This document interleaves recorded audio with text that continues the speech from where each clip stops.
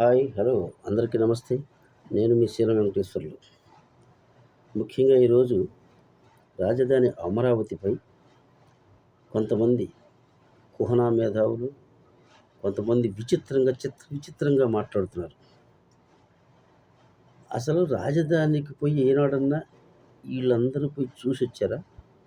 Present ఇప్పుడు ఏం జరుగుతుందో చూసారా? అదేమంటే లేనిపోని వాళ్ళు ఇంకా జీవో ఇవ్వలేదు.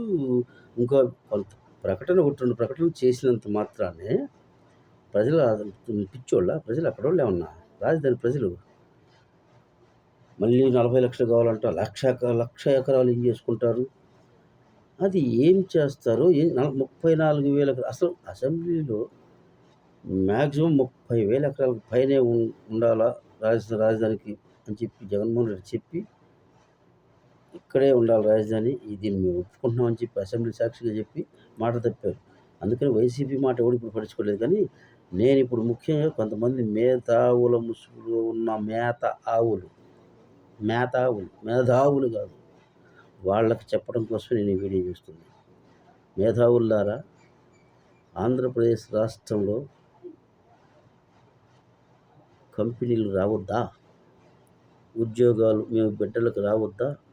మా పేద బడుగు బలహీన వర్గాలకు ఉద్యోగాలు వద్దా? ఎల్లకాలం ఇతర దేశాలకి, ఇతర పక్క రాష్ట్రాలకు పోయి అక్కడ బతకడం మా పిల్లలంతా. రాష్ట్రానికి కంపెనీలు వస్తుంటే మళ్ళీ మీరు ఏదో రకంగా అలజడి సృష్టించి భూములు ఇవ్వద్దని రైతులు చెప్తే రైతులు మీ మాట అంటారా? వాళ్ళు ముందుగానే ఇవ్వడానికి సిద్ధపడుతున్నారు. ఇప్పుడు ఎందుకు మీరు రాజధాని మీద విషయం గమ్ముతున్నారు? అక్కడేం పనులు కాదు, అక్కడ ఏం లేవు. మొన్న కూడా చినుకులు పడితే అవి చూపించి సాక్షి మీడియా దుర్మార్గంగా మునిగిపోతుంది. ఒక్క విషయం చెప్తున్నా, మిస్టర్ మేధావులారా, 2 ఏళ్ల తర్వాత మీ నోళ్ళు మూతలు పడతాయి. 3 ఏళ్ల తర్వాత మూసుకుపోయిన మీ నోళ్ళు తెరుచుకోవు. తప్పైపోయిందని మీరే క్షమాపణలు చెప్తారు. అంత అద్భుతంగా రాజధాని తయారు కాబోతుంది.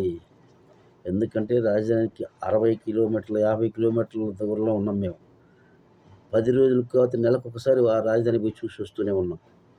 మాకు తెలుసు నా రాజధాని ఎలా తయారవుతుందో, ఎంత అద్భుతంగా తయారవుతుందో. భారతదేశంలో ఏ రాజధానికి లేదు. ప్రతిదీ అండర్ గ్రౌండ్లో, వాటర్ కానీ, కరెంటు కానీ, గ్యాస్ కానీ, వైఫై కానీ, ప్రతిదీ కూడా భారతదేశంలో ఏ రాజధానిలో లేని అన్ని అద్భుతమైన, ఇంకొక 100 ఏళ్ల తర్వాత ఎలా ఉండాలో రాజధాని ఇప్పుడు తయారవుతుంది. భూమి లోపలే అన్నీ under ground system, drainage system కానీ. ఇప్పుడు హైదరాబాద్కి డ్రైనేజ్ సిస్టమ్ లేదు. 4 చినుకులు పడితే మొత్తం నీళ్ళే. కానీ రాజధాని అమరావతి రాజధాని అలా కాదు. అండర్ గ్రౌండ్ సిస్టమ్ ముందుగానే ఒక ప్లాన్ ప్రకారం మరో 100 ఏళ్లని దృష్టిలో పెట్టుకొని అమరావతి నిర్మాణం జరుగుతుంది. ఇప్పుడే రేపే 3 ఏళ్లకు, ఈ తరంలో 5 ఏళ్లకు పూర్తవుతుందని ఎవరు చెప్పట్లా. కానీ అంత గొప్ప ముందు చూపుతో రాజధాని నిర్మాణం జరుగుతుంది.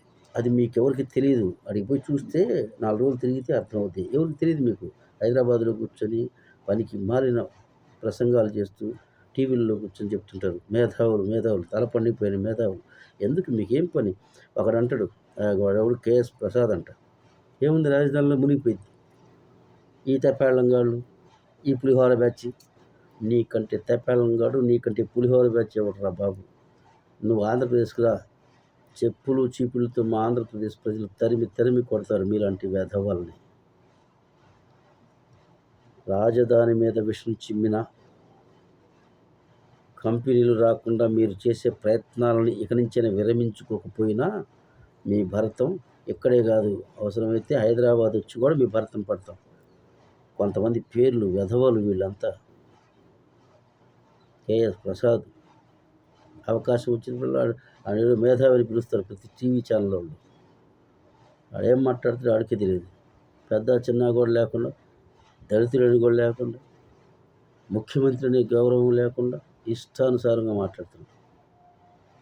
నీ మాటలు ఎవడు? నువ్వు మా ఫ్రీలో మాట్లాడుతుంటే ఎదురు కూర్చోడు తిడుతున్నారు. నేను అది తెలుసుకో ముందు. మా రాజధాని అవమానిస్తావా? మాకొచ్చే కంపెనీలకు అడ్డుపడతారా మీరు? వైసీపీ నీకేసే బిస్కెట్లకి ఏంటి, రాజధాని కట్టకూడదు, అభివృద్ధి కాకూడదు, కంపెనీలు రాకూడదు, ఉద్యోగాలు రాకూడదు, ఇలాగే అల్లర్లు గొడవలు సృష్టించాలా, వీలైతే అవకాశం ఇస్తే అల్లర్లు సృష్టించి అసలు ప్రభుత్వం పడిపోయి మీరు ఎమ్మటే ఎన్నికలు రావాలా, జగన్మోహన్ రెడ్డి ముఖ్యమంత్రి కావాలా. ఇది మీ హెడెన్ ఎజెండా. అలా అయితే కాడు జగన్మోహన్ రెడ్డి, ఈ జీవితంలోనే కాడు మీరు ఈ ప్రయత్నాలు చేస్తే.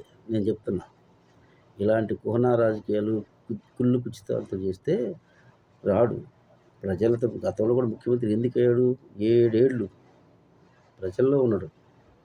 రాజశేఖర రెడ్డి గారి బిడ్డ, ఒకసారి చూద్దాం అని అతను పూర్తిగా అతని వ్యక్తిత్వం, ఏ వ్యక్తిత్వైనా ఒకసారి అధికారం ఇస్తే అతను పూర్తి లోపల ఉన్నాయన్నీ బయటపడతాయి. ఇచ్చారు ఒకసారి 5 ఏళ్ళు చూశారు. ఇప్పుడు ప్రజలు ఇబ్బంది పడ్డారు. మిమ్మల్ని 11కు వాళ్ళని కూర్చోబెట్టారు. 164 సీట్లు ఇచ్చి కూటమి ప్రభుత్వాన్ని నిల్చోబెట్టారు. వాళ్ళని పరిపాలించమన్నారు. పరిపాలించనండి. నీ సొమ్ము ఏమైనా ఇచ్చారా? ఒక్కడైనా ఇప్పుడు ఈ మాట్లాడే మేధావుల్లో ఒక్కడైనా ఒక్క సెంటు భూమి ఇచ్చాడా? ఒక్క 10 రూపాయల రాజధానికి ఏమన్నా కనీసం దానం చేశారా? ఎందుకు మీరు మాట్లాడతారు? అంటే ప్రజాస్వామ్యంలో హక్కు ఉంది కదా అని ఇష్టానుసారంగా అభివృద్ధి కుంటిపడేలా, కంపెనీలు రాకుండా, ఒక కంపెనీ ఎవరో వస్తుంటే వాళ్ళకి ఏముంది అంటే నీకేముంది అసలు? నువ్వెవడు భయ అడగటానికి? నీ సొమ్ము ఏమైనా ఇస్తుందా? పైపించి రాజధాని కంట 1,00,000 ఎకరాలు తీసుకున్నారంట, 1,00,000 కోట్లు ఖర్చు రాజధాని పెడుతున్నారంట, ప్రజలు ఏం చేస్తారు అంటున్నారు. అసలు ఈ ఆంధ్రప్రదేశ్ ప్రజల సొమ్ము బడ్జెట్ నుంచి ₹1 పెట్టారా? ఈ మొత్తం కూడా కేంద్ర ప్రభుత్వ సహకారంతో కొన్ని బ్యాంకుల ద్వారా తీసుకొస్తున్నారు. కొంత అప్పు కేంద్రం తీరుస్తానని ఒప్పుకుంది. మిగతా కొంత అప్పు ఆంధ్రప్రదేశ్ రాజధాని ఆ మిగులు భూములతోనే తీరుస్తారు. 30-40 ఏళ్ళ దాకా అప్పులు 30 ఏళ్ళు గ్యారంటీ. తీర్చే పని లేదు ఇప్పుడల్లా. ఆ తీర్చడానికి ఈ రాజధానిలో మిగులు భూములు మొత్తం అప్పటికే పెరిగిపోతాయి. ఈ అప్పులు తీరం కూడా ఆంధ్రప్రదేశ్ రాష్ట్రానికి ఆ డబ్బు మిగులుద్ది. ఈ తెలివితేటలు మీకు లేక మీరు